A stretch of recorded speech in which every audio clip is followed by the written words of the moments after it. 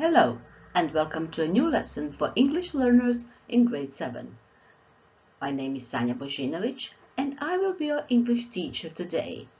Our today's lesson is Extraordinary People Around Me. In today's lesson, we will read a text about identity. By the end of today's lesson, you will learn how to use your accent and intonation to make your message understood better. And you will write a short text about identity.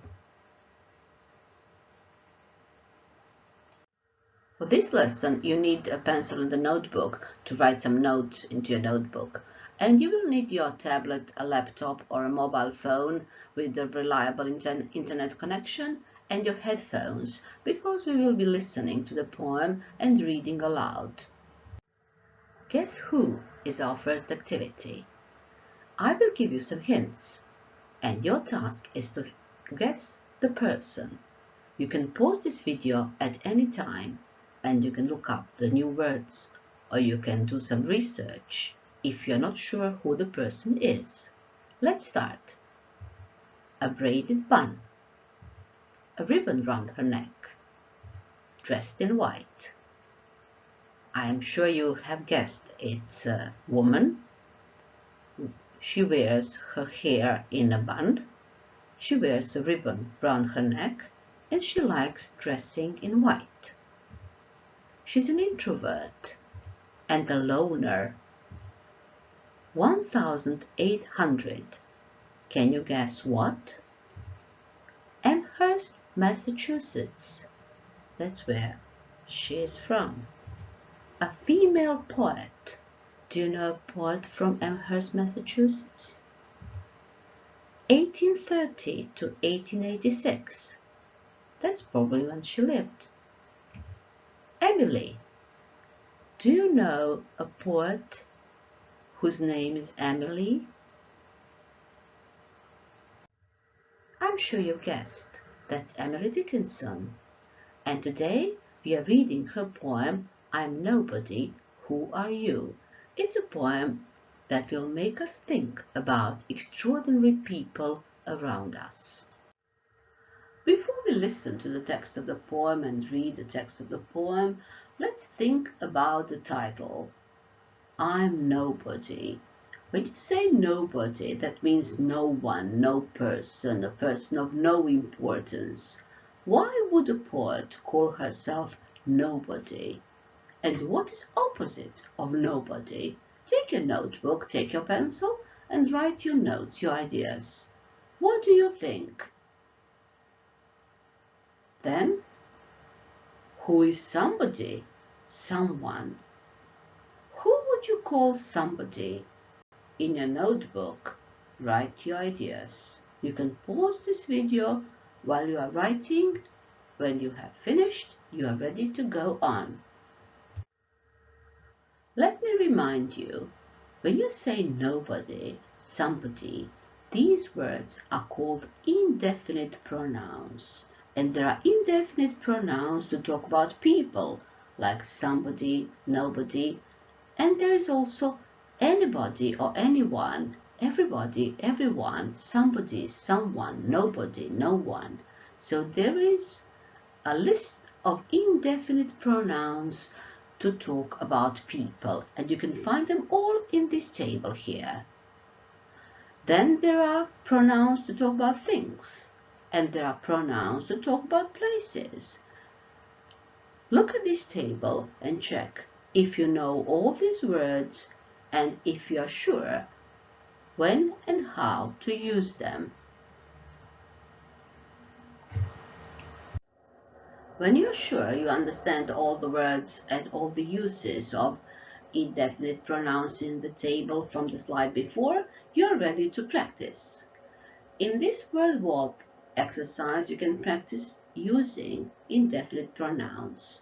You can copy the link that you can see on top of the screen, bit.ly indefinite Dickinson, into your browser, and then you will find the exercise that you can see on this screen, and you can practice using indefinite pronouns.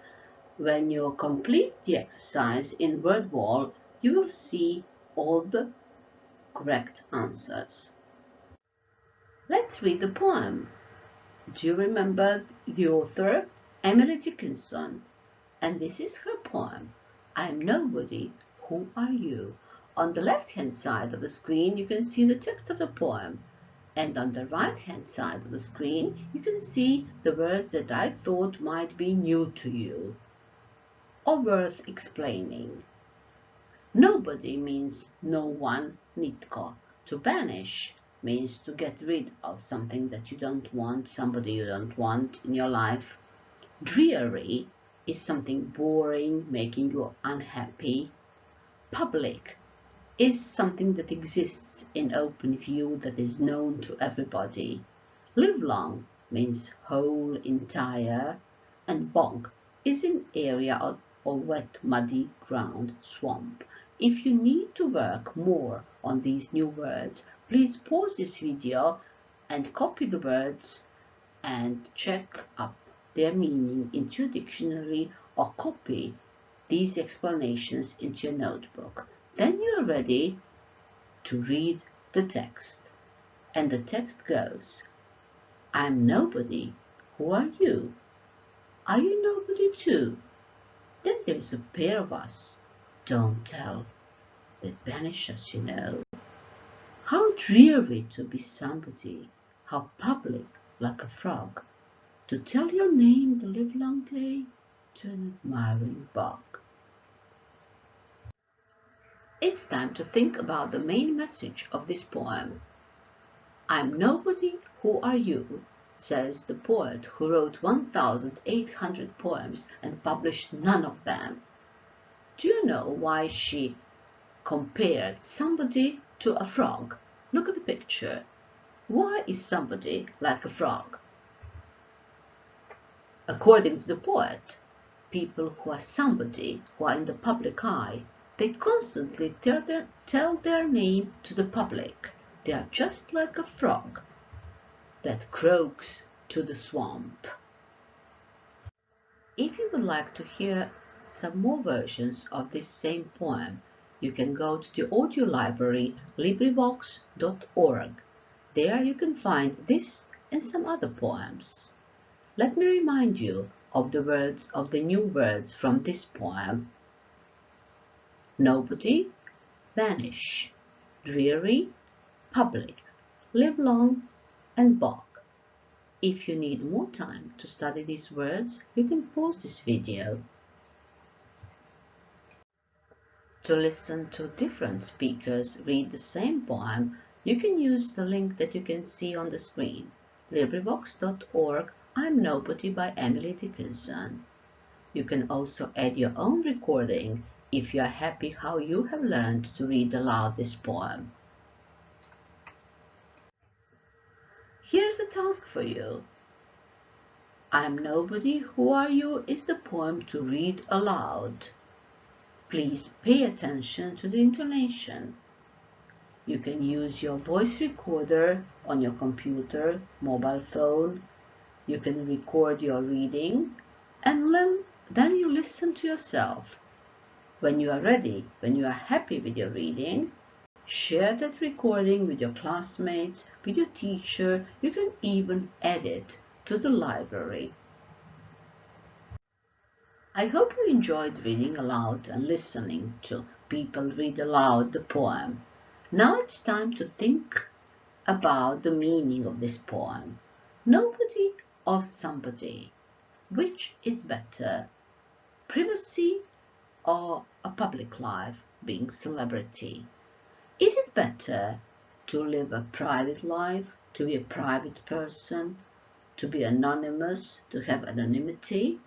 Or is it better to live a public life, to be somebody important and famous, to have fame? Why? And which of these two is extraordinary for you? You can pause this video now and you can take a notebook and write your ideas into your notebook. Privacy or celebrity? Private or public? Make your notes, write your ideas. Which is better to you? your writing task, and you will base your writing task on the content of this poem and your notes from your notebook. You will write a short text, and by short I mean 70 to 80 words, and you will describe the advantages of being a private person, nobody, or being a public person, somebody. You will organize your writing into 3 parts: introduction, explanation and examples, and conclusion. And you will make sure to use 3 or more indefinite pronouns in your writing. Give your writing a title.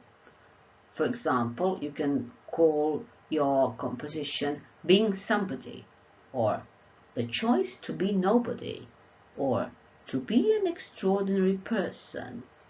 It's your choice. Just think of the best title for your text. This checklist will help you before you share your writing with your teacher and the classmates. Go through this checklist to see if you have completed your task correctly. First, has your text got a title? Is it 70 to 80 words long? Did you write the introduction, the body of the text, and the conclusion? Does your text include the ideas and the vocabulary from this lesson? Did you give the examples for your arguments? Are there indefinite pronouns in your text? And did you use full sentences and correct punctuation? Finally, is your text polite and respectful?